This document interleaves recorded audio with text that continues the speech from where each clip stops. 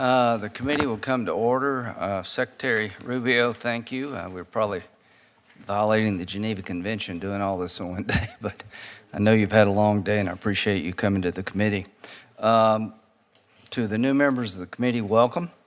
I look forward to working with you and Senator Britton Mullen. I look forward to working with our new ranking member, Senator Schatz. Senator Coons and I work extremely well, and I'll try to keep that going from my end, and I know you will too. We'll have opening statements. I'll start out, then we'll have 6-minute rounds, and I will start, then Senator Schatz, and we'll have Secretary Rubio. Then we'll recognize people as they come. The deadline for submitting SFOP requests is May 22nd to all the members of the committee. To our audience, you're welcome to be here. If you disrupt, you'll get kicked out. Okay, so let's start the committee meeting with a couple ideas. Reform at the State Department is welcomed. Secretary Rubio has reorganized the place in a way that I think is long overdue. And Marco, I want to congratulate you for sitting down and getting input from people before you. How can we make the State Department work better? And I think your organizational efforts are going to pay dividends, and I support them completely. And people before you have been talking about it, but you've actually done it. So congratulations, and I think it will be good for the country. In terms of the budget, this is 48% below the enacted level. And presidential budgets are given some consideration, and this will get some consideration. Bottom line is, I believe that there is space to save money in this account, and I look forward to finding a way to do that. I think Secretary Rubio is the right guy at the right time. We've had all kind of problems with USAID. We're trying to preserve functions that make sense and eliminate functions that are not in the best interest of the American taxpayer. My view about this account is pretty well known. I would consider myself a fairly hawkish person, for lack of a better term, simply because I think the best way to stay safe is deal with problems before they get worse and put bad guys on notice. If you screw with America, you do so at your own peril, and have allies who trust us. I think we're paying a heavy price from the way we got out of Afghanistan. But this secretary, I spent the weekend with him in Turkey as he met with the foreign minister of Syria, as he met with the foreign ministers of all NATO nations. And I was very impressed with Secretary Rubio of trying to make sure that America first was burden sharing. You need to do more. You need to up your game, but we committed to a world order here, and we're committed to making sure that the world is a good place to live in. Having said that, Syria, we have a chance here. Secretary Rubio allowed me to be in the meetings, and I met the foreign minister of Syria. This is a very tenuous government, for lack of a better word.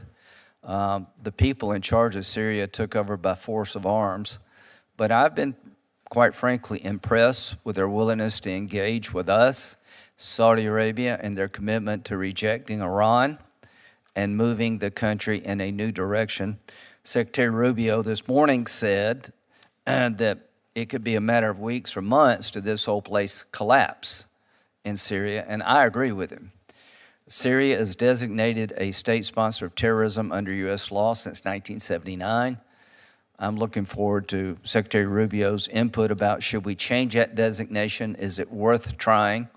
My belief is that we have a moment here to provide some capability to this new government that should be conditions-based, and I don't want that moment to pass, and we have a situation in Syria that's just going to break the country up and continue regional conflicts. Iran negotiations, Secretary Rubio has said something I completely endorse. No enrichment, 1, 2, 3 agreements would be available to the Iranians if they decided to dismantle the enrichment program. As Secretary Rubio indicated, I do not mind the Iranian regime having nuclear power. I mind them having the capability to make a bomb. So right now they have about 600 pounds of highly enriched uranium at 60%. In about a month they could go to 90%. They have one reactor, nuclear reactor, and the fuel for that reactor is provided by the Russians, and I'm okay with that. Of this 600 pounds of highly enriched uranium, not 1 gram has been used to run their peaceful nuclear power plant. Clearly, they're stockpiling uranium to be a threshold nuclear nation, and that is unacceptable to me and hopefully to all of us. So civilian nuclear power, yes. Enrichment, no. I think it's good policy for the country to follow. Russia, Ukraine. Secretary Rubio explained the role the Senate and the House plays in our system to the foreign ministers of NATO, but quite frankly, he's been very clear to the Russians that the Senate is a separate body with its own will, and I hope President Trump is right that Putin wants peace. Time will tell. He certainly doesn't act like a guy wanting peace. We have now 80 co-sponsors of sanctions against Russia for their invasion of Ukraine. I would like to get this war over honorably and justly. And one of the problems we have with this war is China. In case you're listening in China, which I doubt you are, you're propping up Putin. If you would stop buying their cheap Russian oil, he'd have a reason to get to the peace table. India and China are propping up Putin's war machine, and the sanctions we have are secondary in nature. They put a 500% tariff on any country that buys Russian oil, gas, uranium to prop up the Putin war machine. This body will move sooner rather than later if Putin doesn't get to the table. And to China, you want to be a normal country, act normally. Quit buying cheap oil with blood mixed in it to keep a war going that you could end tomorrow if you chose to. Your plate is about as full as anybody I've ever seen. You're juggling so many things at once, and I just admire you and the way you've conducted yourself, and I think you're the right person at the right time, so welcome to the committee.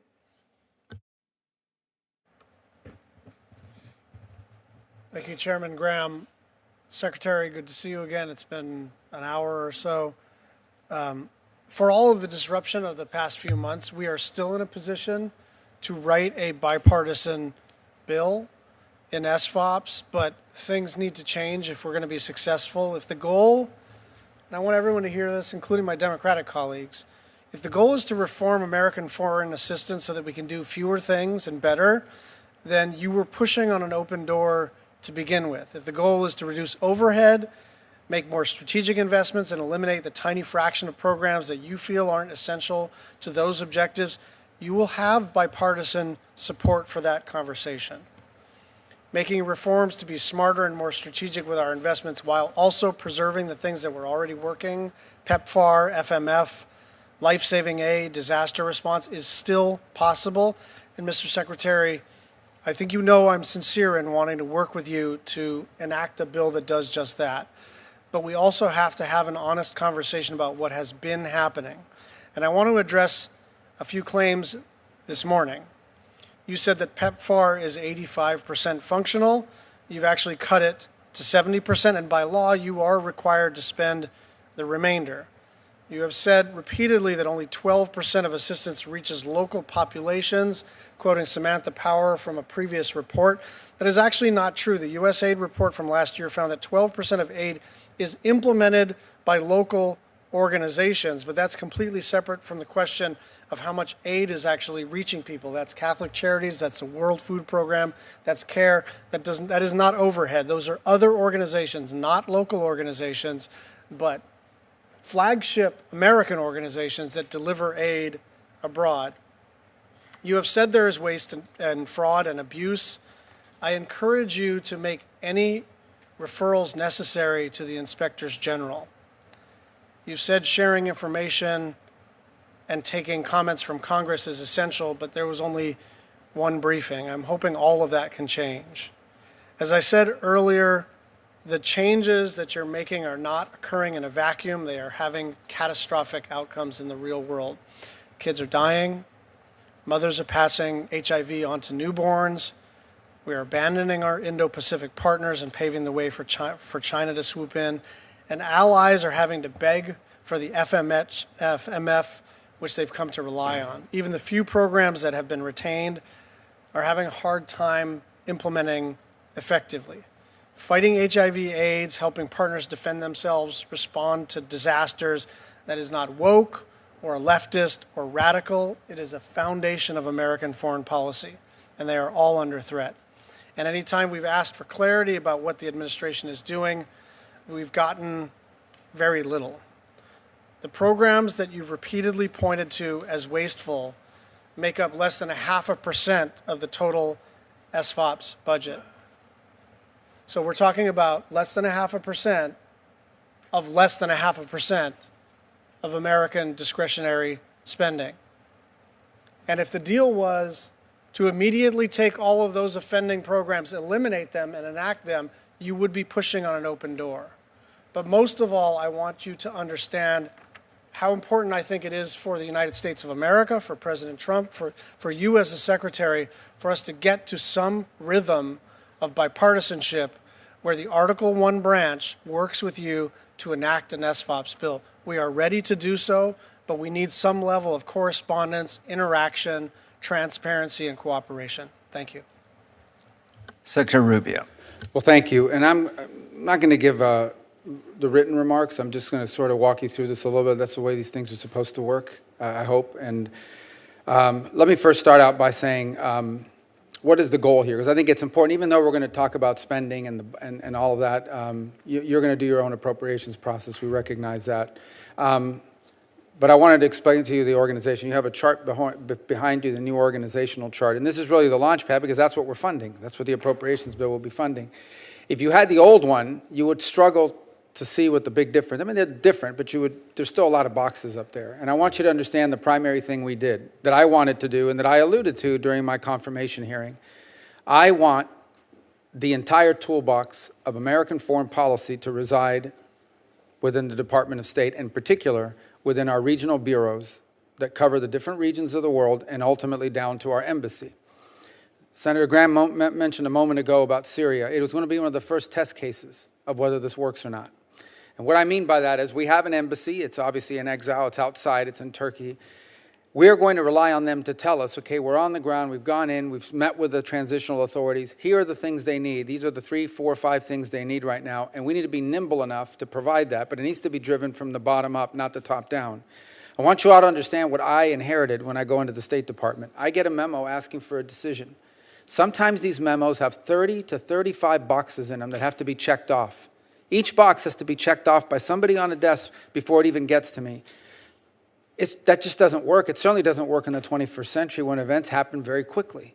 And so we need to be nimble enough to make a decision, but we also have to make sure that these decisions are being made as close to the front lines as possible. What is the front lines of diplomacy? It is our embassies. It is the men and women who are deployed abroad on the ground who are hearing every single day. And so that's our number one goal. The number two goal is to have, as I said, all the tools of foreign policy in the same toolbox. Foreign aid is a tool of our foreign policy. It is not the only tool of our foreign policy. It has to be taken in conjunction with all of these other things that we do, and they have to be intertwined. Now, perhaps your experience was different, but I went to multiple countries around the world where I would go to the embassy, and the embassy was upset at USAID because the embassy was pursuing one route, maybe closer to a leader who was less than ideal, but we had a geopolitical interest, why we wanted to get closer to these people. And then USAID was funding a program that made the government angry. And so it cut off our ability. Now, maybe we still do that, but there has to be a balance here. There can't be if they're two separate entities arguing with each other, in some cases not even communicating. In other cases, this was my recent trip to the Caribbean, where they told me, America's always been very generous at giving us things you think we need, as opposed to the aid we think we need. And the aid they think they need in some of these countries is they need to build up police departments. They need to build up law enforcement so they can interdict drugs and secure the streets. And if they get that right, then they can send kids to school. Then they can attract foreign investment to their country, but they have to get that part right. The third dynamic that I say, and I leave humanitarian aside because obviously natural disasters happen and these things will recur. But the best foreign aid is foreign aid that ends. You know why it ends?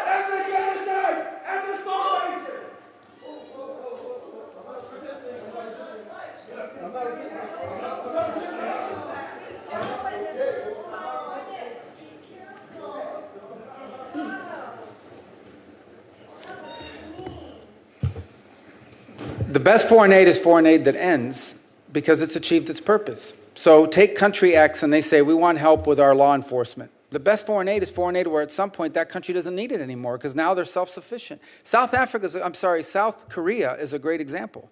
South Korea was once poorer than North Korea. South Korea was once an aid-dependent nation. Today it is an aid donor and the 9th or 10th largest economy in the world.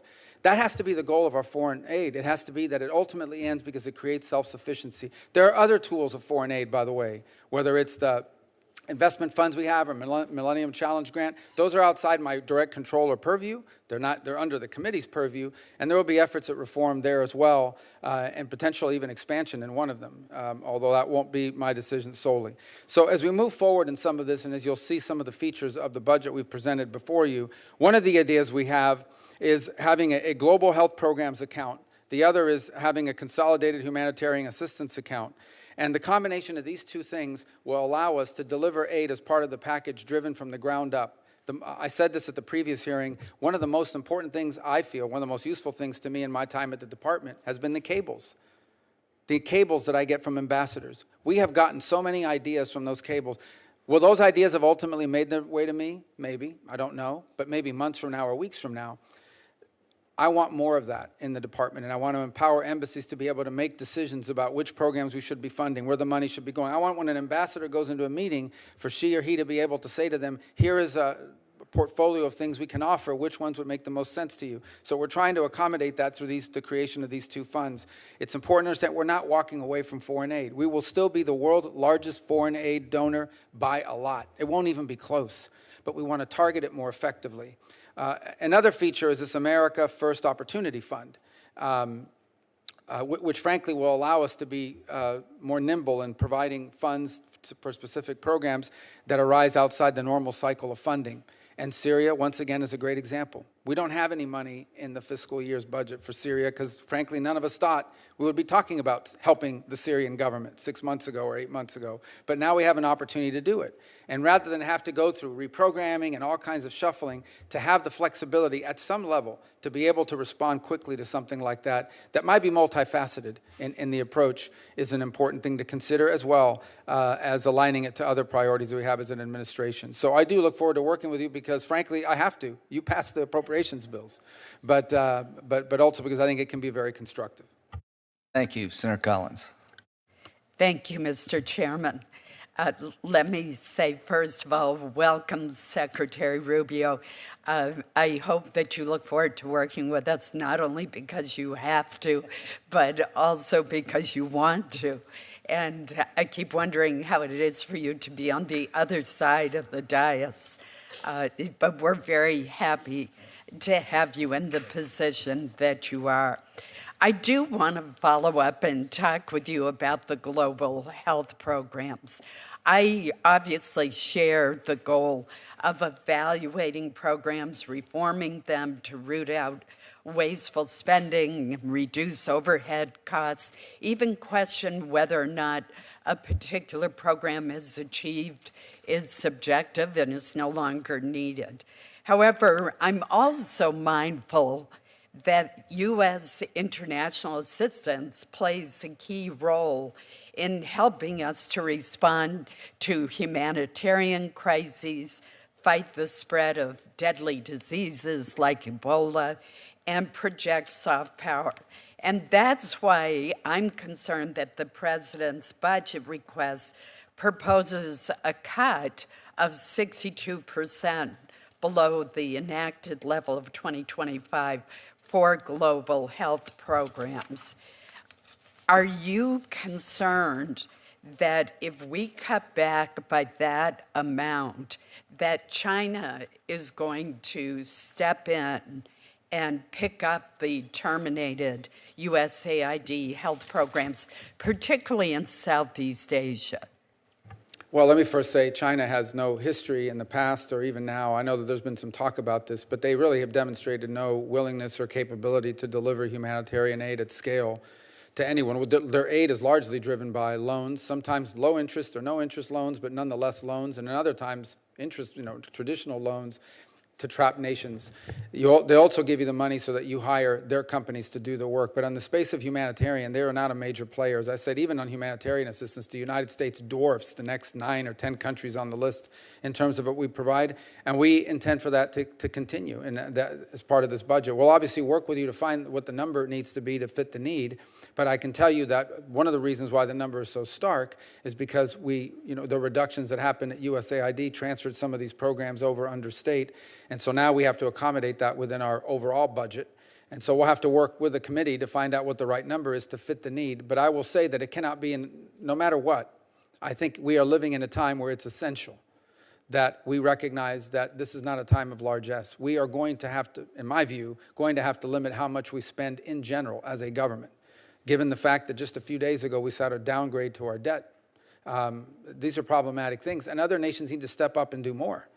It is frustrating to me to see how much money we invest in certain countries, albeit on what we term humanitarian or global health. But when you look at the other side of the ledger, all the business deals, all the critical mineral deals, all their votes at the United Nations are all aligned with China or Russia or Iran. And so I do think that has to be taken into account here. We are humanitarians. We cannot solve all of the world's humanitarian problems. There are many. We can contribute it, and we'll continue to be the largest contributor in the world. But I do think how we allocate the limited resources of our government has to somehow be viewed through the lens of the benefit to the United States, certainly in the mid to long term. The administration also included Gavi, the Vaccine Alliance, in its list of terminated programs. And you've always been a very strong advocate for that program, which has resulted in 1.1 billion children being immunized and averted more than 18 million deaths. And I would point out that the United States is not the largest donor. We actually rank third behind the United Kingdom and the Gates Foundation. But without the U.S. doing what it's traditionally done in this program, Gavi will be unable to vaccinate 75 million of the 500 million children it traditionally has reached every year. And I'm really concerned that that's going to lead to preventable deaths like tuberculosis and pneumonia. So I think about how the Defense Department always, due to our law, has each of these services give us a list of unfunded priorities. Would that be on your personal list of an unfunded priority? Well, first of all, we still are doing vaccines. We are still doing vaccines for malaria, for example. We're still doing tuberculosis. We're still doing AIDS funding as well. What we have done is we are reviewing our relationship with a number of multinational, multilateral institutions across the board because many of them have strayed from their core purpose, the World Health Organization being one of them, which I personally view did a very poor job in the early days of COVID as an example. So we're also working closely with HHS to identify alternatives to some of these existing multilateral organizations that we think could end up helping us provide the aid we provide, reach more people for less money, in essence, in a more efficient way. So we'll clearly include that in our work that we're doing. I'm not prepared to tell you whether we've identified today what those alternative entities would look like, but we definitely want to find one. This is the kind of aid we want to continue to provide, but not through the existing mechanisms that we have found wanting in many cases. Thank you. Senator Schatz. Thank you. Just to follow up on Senator Collins' line of questioning, I guess the analogy is, say a hospital that's running inefficiently, and a turnaround guy comes in and says, I got a plan for reorganizing this hospital. We're going to do delivery system reform. We're going to use technology. We're going to be aggressive. We're going to be fearless. And in the meantime, we're going to lay off half of our staff because this thing doesn't work efficiently. The practical impact of that is death. And that's what we're talking about. And so every time we talk about the practical, near-term, immediate, real-world, geopolitical, and humanitarian impacts of what has happened, especially to U.S. aid, you pivot very skillfully and maybe even correctly to what needs to be reformed in the State Department itself and in the interaction and relationship between aid and state. That's not what I'm asking you about. I'm asking you about why in the world we wouldn't do this in the regular order. In order to put U.S. aid under the State Department and better align it, we need a statute. In order to reform all of these programs, we need an SFOPS bill. You can't just come in and light the place on fire and say, well, it was a mess. And so I just want to understand what's the path forward, because people really are dying. It's not as though Catholic Relief Services or CARE or the World Food Program or a bunch of leftists coming out and complaining about everything that's happening because they want to get you. This is actually happening. People are vacating where they work, and then in some instances, the Chinese government comes in and provides the exact same service, not a similar service, but the same program. They just do it. We'll do it. And then in some instances, nobody does it, and as a result, people die. And so I'm just wondering, where do you think the path forward is for us to work Article 1, Article 2, former colleagues, to get this thing back on track? Well, I think the first path is, let me just say on the regular order part, sure, we want to do that. It would be great to make all these things statutory and codify them. That would be ideal. I will say I was a member of this body for, 6, 12, 30, 40, 16 years, and we always talked about doing it by regular order. We never got to it. So now's the time to do it because we really have to do it now. The second point I would make is the U.S. is going to continue to be a very generous donor for humanity. I would venture to guess that for the rest of our lifetime, no nation on earth, if we can still afford it, no nation on earth will continue to do more for humanitarian assistance, for food and medicine and life-saving services, and even for developmental assistance. But I also think we have to recognize this. We cannot continue to be the foreign aid provider for everyone on everything. We just can't do it. We can't do it efficiently. And we cannot afford to do it either. And if we're going to, we do not have unlimited resources. And so we've now entered an era, particularly of geopolitics, where we have to be very careful about where we invest our money, where we provide aid. Humanitarian systems aside, okay, you have a mudslide somewhere, an earthquake, a hurricane, and we're going to help people. I don't know how much we would want necessarily geopolitics to play into those sorts of decisions. What's the proposed budget cut in the humanitarian accounts? Well, it's not the humanitarian account right now. Basically, is the rest of it is reflected at over 50% in the proposed amount that you have right now before you.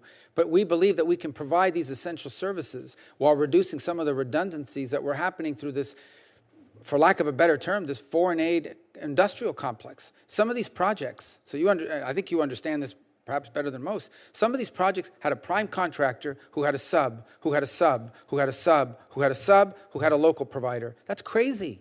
That's lunacy. Why do I need 6 subs to pass one to the other to ultimately get it down to the ground? I think we can get it maybe from the prime to the sub, in some cases directly to the group on the ground through our embassy. Our embassy can say, we want to provide food in this community, here's the best people to do it, and I can avoid all those layers of NGOs. Part of the problem, right, is our tolerance for risk. Because if we establish a bunch of criteria and requirements and pre-audit, then you increase administrative costs, right? And I'm one of these people who thinks that it's not unreasonable to start to capitate or slowly ramp down administrative costs. But administrative costs are not 88%, right? That 12% versus the rest of it cut is what money goes to local NGOs in Africa or Asia or Pacific Islands or wherever, and we should be increasing that number, and we have been increasing that number. But it is the precipitousness with which this is all being done that is actually causing reputational damage. A lot of us are doing CODELs, and when we sort of go overseas, and we sort of temporarily take off our partisan hats, we interact with the same providers, and we see kids on half rations getting smaller and smaller. We see kids getting HIV/AIDS from their parents, and nothing you said,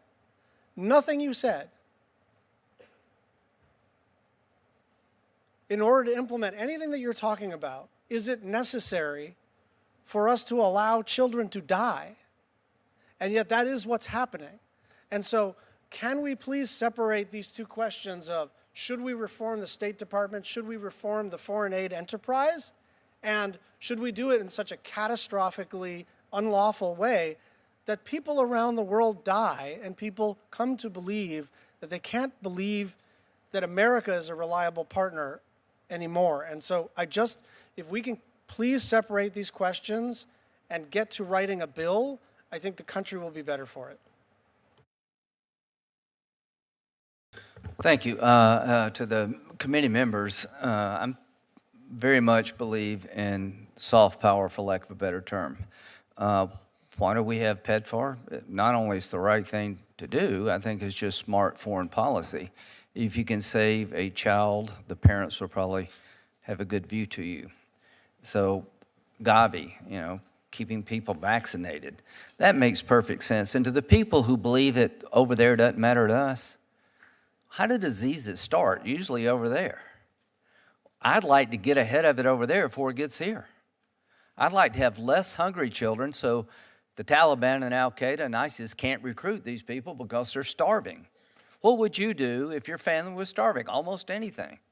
$500 goes a long way for a starving family. So this to me is national security in another form. And to the people who don't get that, you're missing a lot. You're missing how terrorists recruit. They love chaos. They love situations where people are starving and can't send their kids to school and they can't feed themselves because they'll fill in that vacuum. But I will say this about Secretary Rubio. He gets it better than anybody, and I will work with you to change the system to make it more logical, more effective. But I am here to tell you, if we eliminate some of these programs that create stability over there, the chaos will surely come here. And if you don't get that, you've missed a lot of history. Having said that, Marco, what you're doing at the State Department is long overdue, and we'll find some common ground through the SFOP's process to accommodate the reforms you want, but also to make sure that our values are intact and that we're smart with our dollars to make sure that we're not creating conflict where we could avoid conflict. If you're tired of war, count me in. I think I know how most of these wars start. They start with terrorists being able to recruit people, and if we can take that off the table, we're safer. I'm going to go through a list of issues real quick. Do you think it's in our interest to relieve sanctions in Syria? Yes, incrementally. Okay. Do you have as your objective to change the state sponsor of terrorism designation over time? In Syria? Yes. Yeah. If they meet the standard. Is it your position when it comes to Iran that civilian nuclear power through 1, 2, 3 agreements is in our national interest? I think that if it prevents them from having a nuclear weapon, that would be in our national interest. Right. So dismantlement plus a 1, 2, 3 agreement. Get out of the enrichment business, and if you do that, you can have a 1, 2, 3 agreement. Is that a fair summary of where you're at? Yeah, or something equivalent to it that allows them, if they want, to have a civilian nuclear program, but not the ability to enrich. Count me in. I think that's very smart. You keep saying, and I was with you all weekend, you were great talking about, you want to end this war honorably and justly. And do you agree that the way we end the war in Ukraine with Russia could affect how China views what they do in Taiwan? I think the way we end the war could impact how China views it. I think the continuity of this war will also impact it because it's draining resources from us and from our allies that could be spent on building up our capacities in the Indo-Pacific. So both can be true. Yeah, I totally agree with you. When it comes to Russia getting to the table, do you think Putin's ready to make peace? I think Putin will always cut the deal he thinks is in its best interest for the country, for Russia and for his view of the world. I think right now, frankly, he has said, here's the latest. He says they're going to submit a proposal that would lead to a ceasefire that would then lead to a broader negotiation. I think we will know from the context of that proposal where their mindset is and where they stand. You keep telling people, rightly so, that the Senate, you can't stop. I mean, you know, we want to work with you. These sanctions were designed to help, not hurt. I'm trying to help the president, give him leverage. To my Democratic colleagues, thank you for being on board. We're trying to get the right answer here. This is not a competition between us and the administration. It's trying to a coordinated effort to end the war that President Trump is right to want to end. I guess here's my question. We'll know in a couple of weeks whether or not they're serious. Do you believe that if there were tariffs on China for buying cheap Russian oil, that would make a difference toward Chinese policy regarding Russia? At 500% tariffs? Yeah. Yeah, I think that has an impact on nations. I agree. Do you agree that if China stopped buying oil from the shadow fleet, it would put a real dent in Putin's war machine? I think it's widely understood, including by our European partners, and I remind them of this all the time when we're together with them, that there is no way that Russia could sustain its war effort without assistance from China. China has helped Russia as much as they can without getting caught. Do you think Europe is serious about doing their part when it comes to sanctions on Russia and trying to find a solution to end this war? Yeah, we actually saw we met with them this weekend in Rome, and they are on path and they are on route now to maybe as early as the middle part of this week, applying additional sanctions on Russia. Thank you very much. I think Senator I think it's Merkley is what I've got. No, Coons. Thank you I'm very sorry. much. There you are, Senator Coons. Senator Merkley. Peace is breaking out on the committee.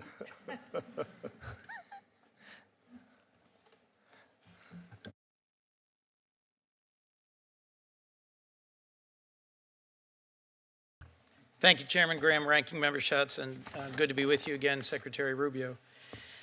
I wanted to make sure that the point's been made, as I suspect it has been by my colleague, that reform to USAID and reform to some of the authorities and the spending in the legislation that we passed in the last Congress is something that could easily have been done with partnership with this committee and with Congress, and should have been done that way. I wanted to touch on a few things that you and I worked on that I think deserve continued support and that I think are important for us to sustain. Senator Graham and I worked to pass the Global Fragility Act in 2019. You were a co-sponsor. It was signed into law by President Trump. And it's designed to save literally billions of dollars by addressing root causes of terrorism in fragile countries. As you put it at the time, as the U.S. responds to humanitarian crises, we must address the factors driving instability and violence. It's both moral and international security to promote stable and prosperous countries, and I'm proud to introduce this legislation. I'm planning to work with Senator Graham on reauthorizing it this year. The primary implementing entity had long been the Bureau of Conflict Operations and Stabilization. That's a bureau that's been restructured. Do you still agree it's in our national interest to have a targeted strategy to address the root causes of terrorism? And will you work with us to sustain the capabilities we need in the State Department to continue the Global Fragility Act's work? Yes, and let me add to that because it's a good example. Number one, part of the reorg, just because we got rid of an office, named something, doesn't mean the function goes away. It means that we want to drive that through the regional bureau. So a great example of global fragility, I keep going back to this over and over again, is Syria. Yep. And if that fragility is not addressed, there's going to be terror. There already is. I mean, ISIS is already growing there and potentially growing even more dangerous. If there's a civil war in Syria, you're going to have an ungoverned space where multiple groups are going to break out and not just threaten the region, but ultimately potentially the homeland. So it's a great example of how global fragility can be applied to the real world, but we have to do it very quickly. We have to be able to act quickly in this regard, which is one of the things we hope to do by being able to drive this down to the regional and local levels. I also work closely with Chairman Graham, with Chairman McCall, with Ranking Member Meeks, and over 100 co-sponsors of both parties to enact the U.S. Foundation for International Conservation. It was enacted through the NDAA. There's funding allocated to it. You stated in your confirmation on January 15th that this was the sort of public-private partnership that struck you as deserving of support, and I would hope you would move quickly to execute creating it. It simply requires your signature, and obligating the funds and appointing the board. Chairman Graham and I are also working on a similar bill that would address food insecurity, again through a public-private partnership, a foundation that would rely on as much private sector funding and philanthropy as government funding. Do you still support these foundations, and is this something you look forward to working with? And we'll get you an answer. I mean, we'll get you a decision on that very quickly, which is what you're looking for, is us to go through and try to implement the law. Yes. I recall the plan correctly. We'll get to that fairly quickly. We've had a lot going on over the last 4 months, but we'll get to it, including 100 and something reports that we inherited that were overdue. We're working through those as well. But because you raised it here today, if you give me a few days, I'll get you an action on it. Thank you. We have spoken about the MCC. The Millennium Challenge Corporation is a Bush-era initiative that used metrics and accountability, working against corruption and in long-term partnership with countries to give them an alternative to Chinese financing. As you've described it, and I agree, debt trap financing. There's current compacts active in countries like Indonesia, the Solomon Islands, Nepal, Kiribati, where it gives transparency and cost sharing. You are the chair of the board of the Millennium Challenge Corporation. I understand from our discussion this morning that you're aware it's in some transition. Can you just confirm it's going through reform and will not be shut down wholesale? Yeah, I can confirm. We're on the board. We don't operate it, obviously. We're on the board, but it's not a State Department function. We are one of the board members. I'll be at the chair, and actually our deputy, Chris Landau, is serving in that role when I'm not available to be at these meetings and so forth. My understanding, as of the latest updates that I've gotten with the work that's being done, is it is undergoing a reform effort, or streamline effort, but not a takedown effort. I think it would be an unforced error for us to hand away the relationships and the competition with China that are metrics-based and transparent that the MCC has put in place, so I hope to work with you on that. Last, your testimony highlights an America First Opportunity Fund as a flexible and responsive account that will address waste in foreign assistance and be more agile. But at least as I see it in your proposal, the account replaces $9 billion of programs with a $3 billion account to cover everything from countering the PRC, countering Russia, aiding Jordan and others. Could you just briefly describe how you imagine that math working and how this fund being sufficient to meet a wide menu of needs? Well, part of it is we found that some of these programs underneath it were scattered. Some of them were duplicative. There were some inefficiencies. So we truly believe, now what the right number is, obviously, that's what we'll have to work with you on, but we truly believe that we can deliver on the same goals for substantially less than what those combined pre-existing funds or projects would have cost. But what it's going to enable us to do is to ensure that assistance funds are directed towards the highest priority projects that we may have on any given basis, on any given moment, given global events that are happening. It provides enough, in addition to these existing programs, it provides us being nimble enough to deal with a contingency in a world that rapidly evolves, as opposed to having to go back and repurpose existing funds to do it. So that's really the goal of the fund, is to be able to move at the speed of relevance when it comes to global events and not have to wait for the next funding cycle to come across or work through some reprogramming process that could take time for us to be able to respond quickly. I do think, as a former senator, I hope you'll agree that there has to be a modicum of consultation, review, and approval by this subcommittee and others. But the target of agility, responding to world events, I suspect you'll get bipartisan support for that. But there needs to be a congressional role in oversight and accountability. Thank you, Mr. Secretary. Thank you. Senator Moran. Mr. Chairman, I'd yield to the Majority Leader, former Majority Leader, Senator McConnell. Senator McConnell, you're up. Welcome, Mr. Secretary. Obviously, there are two ways to prevent war and to maintain America's position in the world: hard power, soft power. Over my years here, the people that have spoken mostly about the importance of soft power have been generals who know the cost of war. So we're talking about saving money, and I'm all for that. Let's take a look at what it costs to have an actual war. 37% of our GDP in World War II spent on defense, 13% in Korea, 9% in Vietnam. The Reagan buildup, about 6% of GDP. It worked. They didn't want to mess with us because they knew how strong we were going to be. And an equal partner, much less costly, is the soft power side. I think, I don't care what you call it or how you reorganize, but the basic functions that soft power provides are extremely important. You get a lot of friends for not much money. And we're being outmaneuvered, as you well know, in country after country after country by the People's Republic of China, who are effectively playing in ways that are more effective than we are. So if you can figure out how to way to reorganize it and call it whatever you will,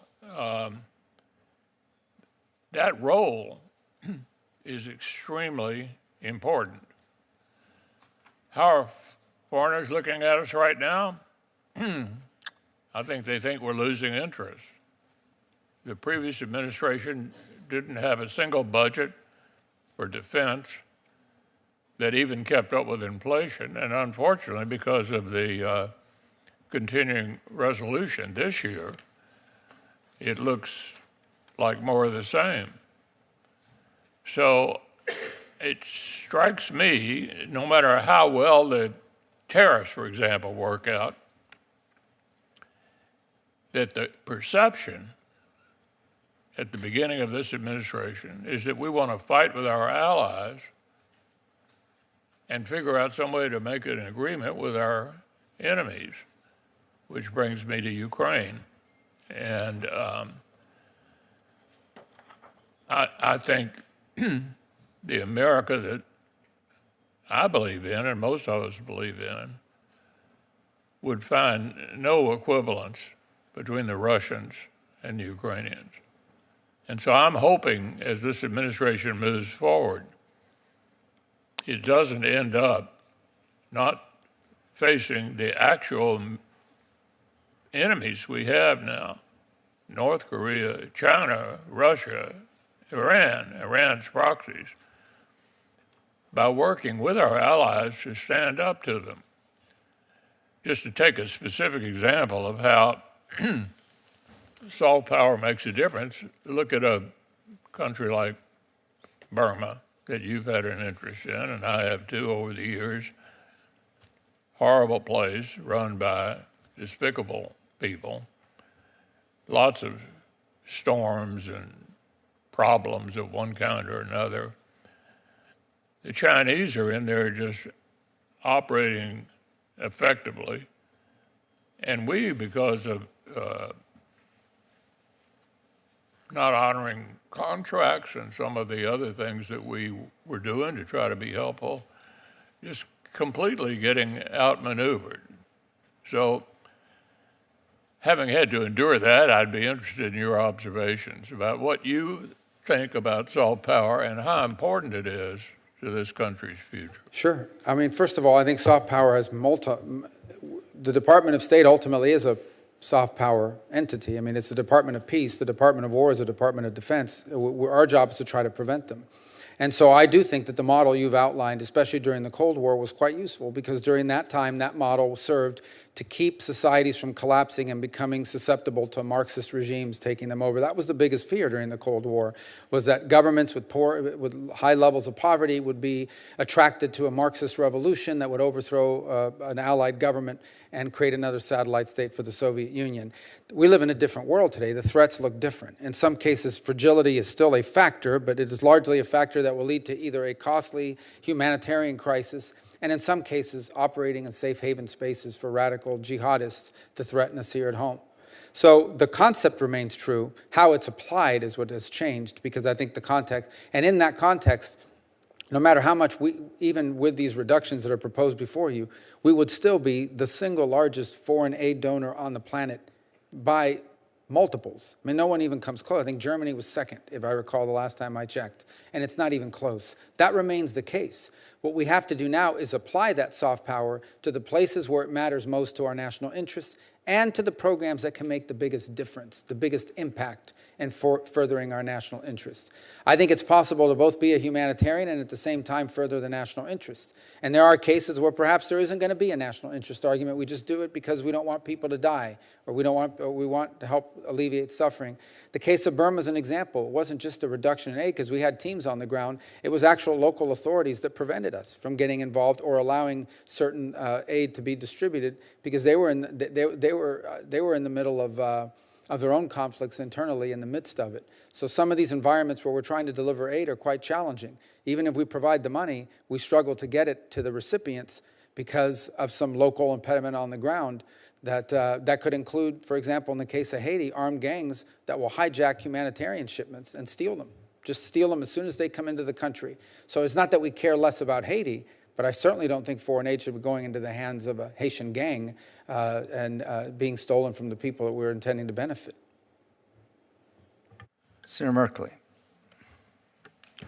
Thank you very much, Mr. Chairman. And second chance to ask some questions of you today. Thank you for testifying in multiple committees. Back in March, you noted that you had revoked some 300 student visas using the 1952 Immigration and Nationality Act, which specifically says the Secretary of State can revoke a visa if an alien's activity in the U.S. would have a serious adverse foreign policy consequence. And that issue of 300, what's the number up to now? How many visas have you revoked? I don't know the latest count, but we probably have more to do. Can you give us an estimate? Probably in the thousands at this point, depending. Not all of them are under that statute. Some are people. So there's two visa revocations. I don't want to go into SEVIS. It's a separate issue. And No. They're related, but we can't conflate them because they're two different. One is the one you've decided, national interest of the United States.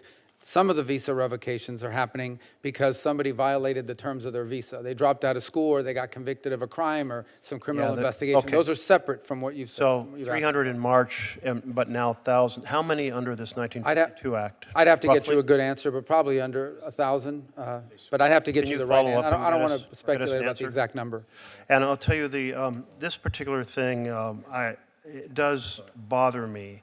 And you testified in Louisiana Immigration Court in a pretty expansive interpretation of that 52 law, saying that it could be for citizens, it extends to any non-citizen for past, current, or expected beliefs, statements, or association. And that expected really caught my mind. This power rests solely, this 1950 law rests solely with you. And your interpretation sounds like you're saying if you, the Secretary of State, think you expect someone's beliefs or statements, past, current, or future, then you can toss their visa. The visa's not a right, it's a privilege. All right, so I will just say, and then I'm going to go on to another topic. I profoundly disagree. The Fifth Amendment is very powerful in protecting citizens and non-citizens alike with due process. I know this will be adjudicated in court, but the idea that one individual could on their opinion of someone's future activity or expected activity, that one individual, being our Secretary of State, can toss somebody's visa, seems to me an extraordinary violation of due process. I won't ask you to defend it now. I'm happy to put it in writing for you to give us a follow-up and explain it better. But I do think it's a fundamental attack on freedom because due process is the guardian of the gate to keep a government from taking away people's life or liberty, and liberty is what happens when you take away a visa without due process. I want to turn to the issue my colleagues have mentioned, and that is there is a legal way to restructure the Secretary of State's department and USAID specifically. But what we saw on February 3rd was Elon Musk say, over the weekend, I tossed USAID into the wood chipper. That's a pretty profound weekend. It didn't involve consultation with Congress over the consequences. There was no rewriting of the law. There was no discussion of what funds could be delayed, frozen, redirected. And the result is different groups have estimated how many people have died to date and will die over the course of a year or a prolonged period as a result of the destruction of the weekend of February 1st and 2nd.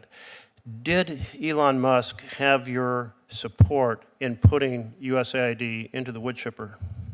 Well, I don't think that's a X post, or what I guess you're imagining a social media post, is not a government Not act. at all. That's a quote. That's what he said. Yeah, it's okay. Well, that's what he said, but that's not ultimately what happened as acting director. Is all these decisions Did have to his come to actions me. have your full support The ones that I signed off on, yes, which is the ones that of happened. what because Elon Musk did with USAID? No, but understand, these are contracts. All these Did he do it contracts. without or with your support? That's what I'm trying to understand.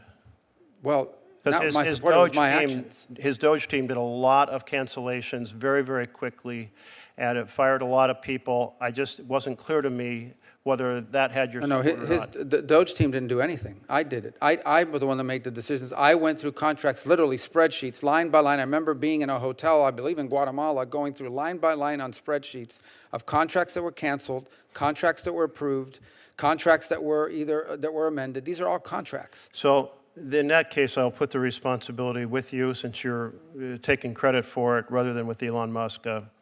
But the Boston School of Public Health has a kind of a website where they post their estimated deaths as a result of the actions that were taken to dismantle USAID.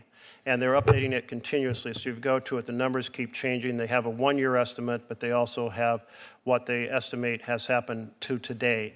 And as of today, they estimate that the actions taken in putting USAID in the wood chipper, child malnutrition, 53,500 more deaths. And I'm rounding off because the numbers are continuously changing. Child diarrhea, 45,400 more deaths.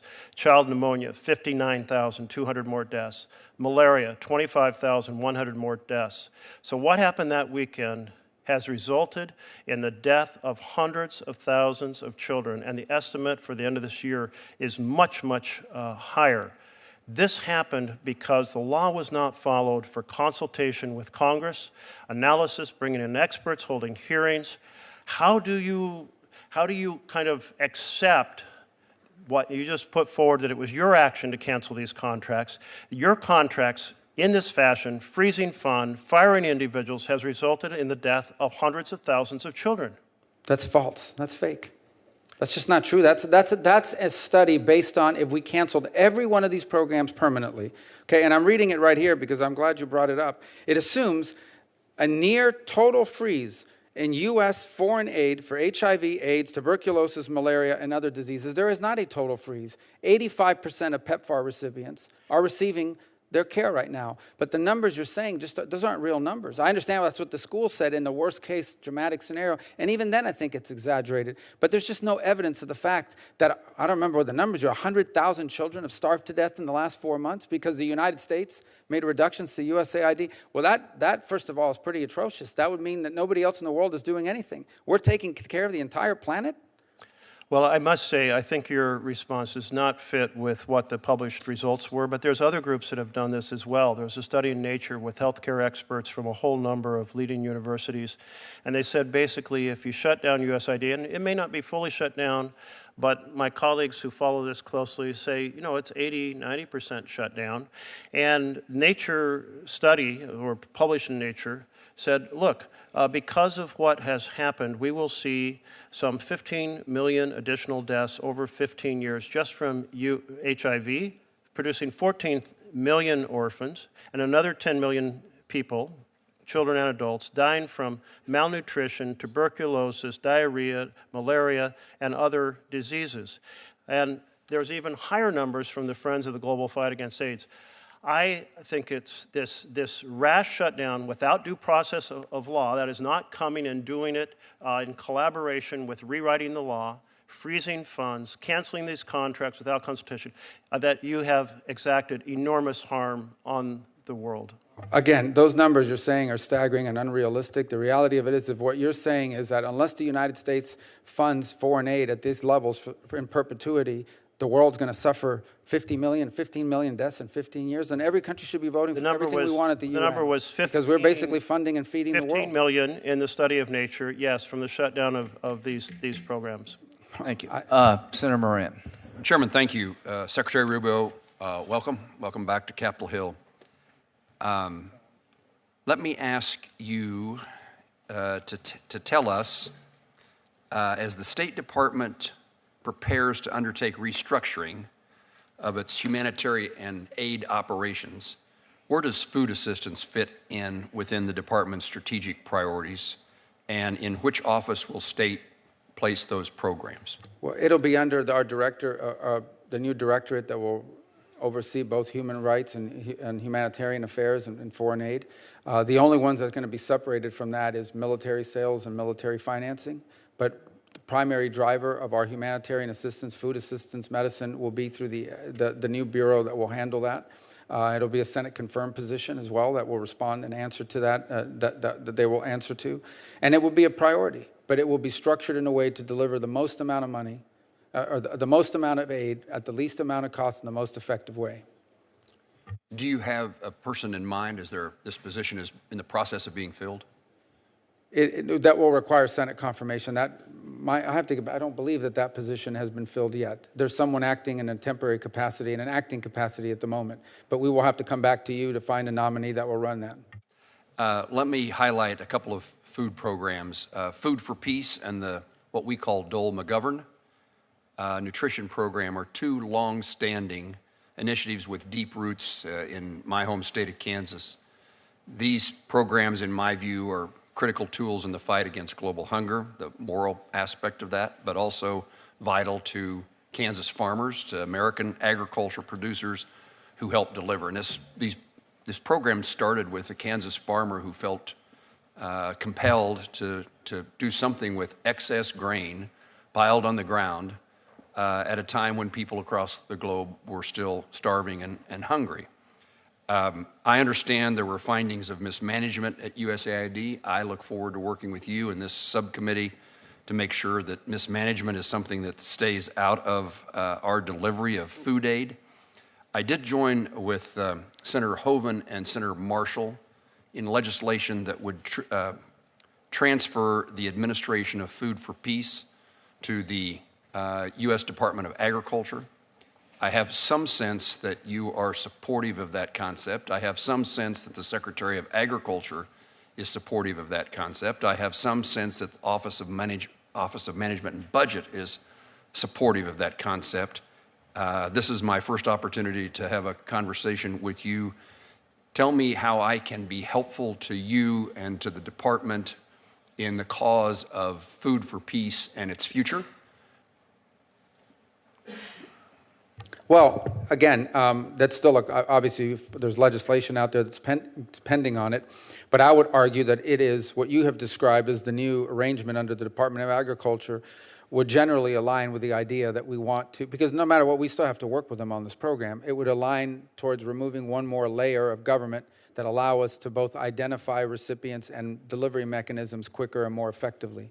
So generally, your perceptions are correct. We're very open to that transition being done. Obviously, whether it's done statutorily or otherwise, it's something would be open to because we think it has the potential to deliver assistance much quicker, much faster, much more efficiently, and perhaps to a broader set of people.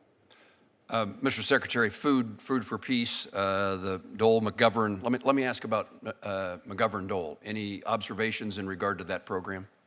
We haven't made any determinations, but I would imagine that would fold under, if it was under our responsibilities, it would fold under the same bureau that's handling what we call the life-saving assistance or humanitarian assistance. My take from your answer is that there is a role for food aid programs to continue to exist, to be administered. The goal is to figure out how to reduce the bureaucracy and how to deliver more aid for the same bigger bang for the buck. We're not stopping foreign aid. I mean, we're going to continue foreign aid and at levels as generous, more generous than any other country in the world and most countries in the world combined. The question is, how can we deliver it more effectively and ensure that it is aligned with our foreign policy priorities? But in the case of food aid, as an example, there's no goal to end it or to stop doing this kind of work.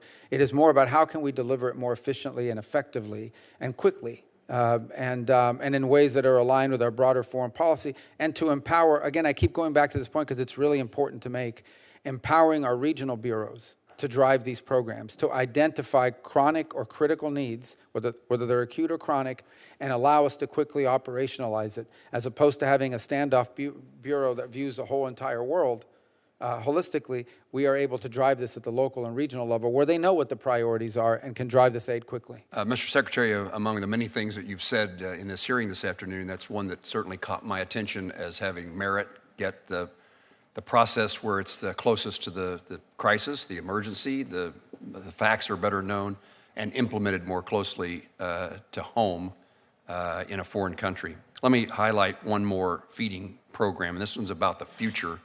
There's a program called Feed the Future, in which research is done in agriculture designed to figure out how to produce more food, in other words, greater efficiency, and a food that's needed in countries that have different kinds of opportunities to feed themselves.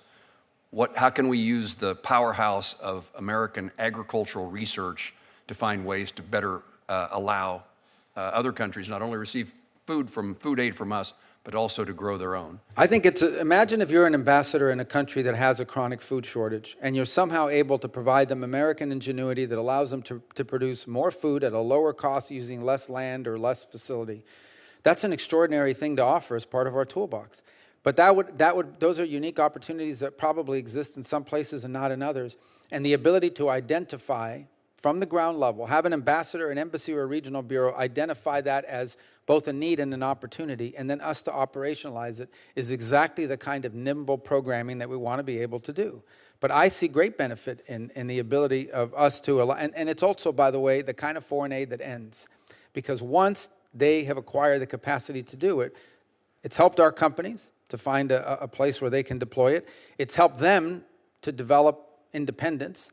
And it creates good faith among the nations in the future. That is part of the soft power that Senator McConnell was talking about a moment ago. Mr. Secretary, I think it's the components that I've outlined are three circumstances. You meet the needs of someone in a crisis today, but the long-term goal is to help people around the globe be self-sufficient, countries to care for themselves, and reduce the role, perhaps, of the United States in that effort. And I would highlight for what you just said, the program that provides the agricultural research to accomplish what you described as a positive development is a program called Food for Peace.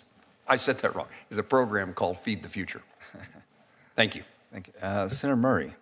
Thank you very much, Chair Graham. Senator Schatz, welcome to your new role. I look forward to working with both of you. Secretary Rubio, I am deeply concerned that you have overseen a systemic campaign to dismantle USAID, impound billions of dollars that this committee actually provided, and unilaterally remake the Department of State without the slightest bit of concern that you lack the authority to do that without Congress. It has created chaos, it's caused preventable deaths across the globe, and it has undermined American leadership. As Ranking Member Schatz noted, what you've done is outright illegal, a complete violation of bipartisan appropriation laws, the Impoundment Control Act, and the Anti-Deficiency Act. Within hours of taking office, President Trump halted all foreign aid in flagrant defiance of the law.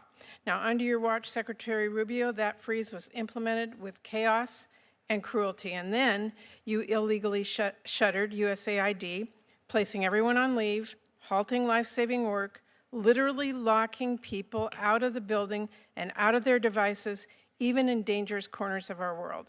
You paid people not to work, abandoned our partners across the globe, and chaotically recalled global staff, putting more than 1,600 Americans who served our country abroad in limbo. And when you shut down the USAID payment system, you even refused to pay for services provided before the illegal freeze. You fought all the way to the Supreme Court, against paying for services U.S. businesses already rendered with funding that Congress already provided. And I know you know, Mr. Secretary, but you lost. And I assume you need the reminder because to this day, you have not made all the payments that are required by our nation's highest court. And as a result, American companies continue to lay off American workers. And by the way, you do continue to lose in court, including just yesterday over your move to illegally replace the U.S. Institute of Peace Leadership, and in recent cases over international broadcasting. Now, eventually, Mr. Secretary, you sent Congress notice of your intent to collapse the USAID into state. Only you didn't consult with this committee. That's required by law. It came without justification, also required by law, and it came long after USAID was reduced to rubble. So sadly, disregard for our laws and values, to me, has sort of become a pattern of your tenor, revoking visas when someone writes an op-ed you don't like, or reaching a secret deal to use taxpayer dollars to jail U.S. residents in a notorious foreign prison, no due process, or pointlessly leaving food assistance to rot in storage. Actually, in Dubai, we now have 500 tons of high-energy biscuits that expire in July. They're bought, they're shipped, they're stored, all at taxpayer expense. But you've condemned them to waste, and that is one example of many. Now, another pattern that I'm deeply worried about is transparency. We have pressed you for information. Our staffs have sent you countless emails and briefing requests so we can do our job here. There are hundreds of unanswered requests and no effort to address them. And Mr. Secretary, that's got to change. Even your plan to reorganize the State Department came with no information on the 270 offices you are moving to eliminate, the proposed layoffs, or how USAID would be merged into state. I won't ask you whether impounding billions of dollars is legal. It is not. I won't ask you whether it's efficient to pay people not to work or fire them without determining staffing needs. But, and I won't ask you if cutting 91% of our counter-narcotic and law enforcement programs make us safer, abruptly abandoning agreements with allies makes us stronger, or ceding our global leadership to China makes us more prosperous. Of course not. We know that. We have worked together for years in a bipartisan way to advance U.S. interests and fund those programs. So with respect to my colleagues, how long are we going to sit here and watch this silently? Are we going to roll over as Trump tramples our laws and undermines our U.S. leadership, burns down what we have spent decades building, and let millions of people across our globe suffer and die? Or are we going to stand up, push back, assert our constitutional power of the purse? And to my colleagues on both sides, this is the moment to decide whether this committee continues to be a powerful bipartisan force, a force that I think we've all been proud of for a very long time, a force that is focused on safety and economic strength and national security, focused on leading the world in research and development and countering China and others with our soft power and our military power. Every single member of this committee knows what we are risking by letting this administration tear down so much. On USAID and other programs, we can always talk about how we can make things work better and other reforms. I don't think any of us are opposed to any of those considerations. We have been doing that in a bipartisan way for a long time. But that's not actually what Trump's fiscal year 2026 budget proposes. Now, Mr. Secretary, I know you would like to give a 5-minute speech back to me, but I only have a few seconds left, and I do need some information from you. As I said, we have asked and have not gotten. Can you tell me, will you share the text and details with my staff of your agreement with El Salvador and any other similar arrangements, including the funding details that we need to have? Well, first, I'd like to respond to your 7-minute speech, which is primarily, I disagree like 99% of it. It's just not true. We've done nothing that's illegal. We've been in over 600 briefings to Congress. We've asked questions. We've answered questions repeatedly. We get hundreds of questions a day. We respond them as quickly as possible. And your characterization of the moves that we made Mr. Secretary, were I would false. just tell you, we are here because we need the information so that we can write our budget and on a bipartisan. Well, you'll have the move information forward. you need to write a budget. Okay, so will we get the details on the El Salvador arrangement? Yes or no? Well, which Salvador arrangement are you Your agreement that you've made with them about. What agreement? The president of El Salvador agreed to take in 250 gangbangers, and we sent funding them. details we have not gotten. We need to see what the costs are. Well, we haven't funded that. We've provided them law enforcement assistance, I know you just claimed that we cut all this law enforcement assistance. We provided El Salvador and other countries law enforcement assistance. They have the right to spend that money any way they wish. But they did us a big favor. They took 250 dangerous trained out. We didn't deport any U.S. residents. No U.S. residents were I'm not reported. going to argue with you on that Well, point. there's not an argument, but don't say we deported U.S. residents, because we didn't. I don't deport anybody. I'm not asking. But we didn't deport U.S. I'm asking residents. you whether we can see the details of the arrangements, including the funding details. I'm giving you as the an details. appropriate- The arrangements are we provide law enforcement funding to El Salvador, among other countries. How they choose to spend that money internally is up to I take that as them. a no. How But I about- can tell you, Can you give me the details on the 200-plus offices you're proposing to Sure, we've eliminate? provided We need that. Can I get your commitment to sure, give of us course. those? It's part of our reorg. How about the details and justifications of your proposed rescissions from programs you claim are out of alignment with administration priorities? Are we going to get the details of that, funding priorities? On rescissions and impoundment and things of this nature, that's obviously an OMB function, and I would talk to them about that in regard to what's going to go on with that money. I can tell you the contracts we canceled, and I can list to you the contracts we canceled and the rationale why, because I went through them Can you get myself. those to us like today? So we can contracts? make yes, and the funding arrangements that you've made. That's what I'm asking for. Funding arrangements with who? For any of the rescissions, for any of the funding, for any of the multiple congressional directives that you have given out, so that we as an appropriations committee can make our funding decisions. Sure, you're going to have all that information you. when you I put together a appreciate budget. Thank you. I enjoyed that. So to my friends on the other side, I've been very supportive of this account. But USAID is collapsed, and if you're looking for somebody to blame, look in the mirror. Look at Samantha Powers. I've taken political fire, like most of us have, on our side for trying to be involved in the world. But here's what USAID did that's led to what he's doing.